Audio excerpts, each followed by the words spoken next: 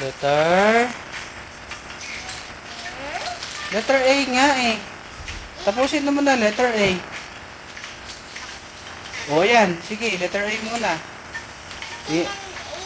O, sige nga, kung marunong ka mag-letter A. A?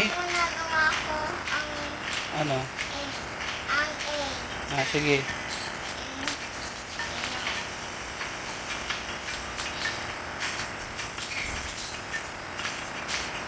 Yan, letter A. Patingin ako ng letter A. Wow. O, letter E. B. Marunong ka sa B. Paano ba B? E. Ah, yung E. Sige nga.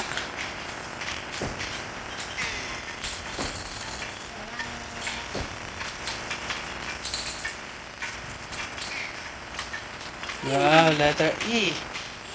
Tapos, sunod. F. Oh, yung G. G. G. Marunong ka ba sa G? Ikaw ba marunong ka? Hindi. Yun lang.